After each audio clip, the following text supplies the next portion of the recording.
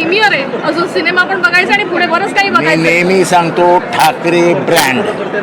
Thackeray ब्रँडला challenge नाही. बरोबर, पण नख लावण्याचा प्रयत्न झाला असं वाटतं तुम्हाला? लाव, ते तर महाराष्ट्राचा इतिहास आहे.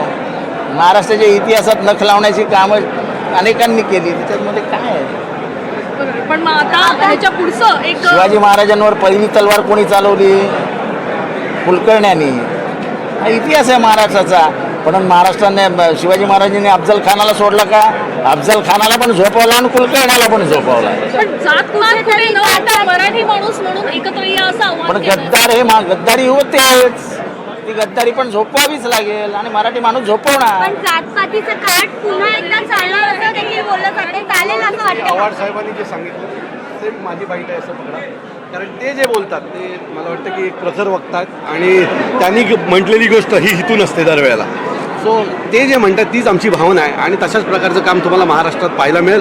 ठाण्यात तरी मी आव्हाड साहेबांसोबत तशा प्रकारचं काम करेन. आज या ठिकाणी आलेला प्रत्येक मराठी माणूस आहे, तो अगदी मराठी म्हणून आलेला बघायला मिळाला. फक्त हॉलमध्ये असू दे तर बाहेर असू दे. मी तुम्हाला एक गोष्ट आता सांगतो. थांब, आता थांब. मी येताना बघत होतो किल्ले काम म्हणजे मी पूर्वीच्या सभा बघायचो, बदललेला महाराष्ट्राच्या सभा बघितल्या.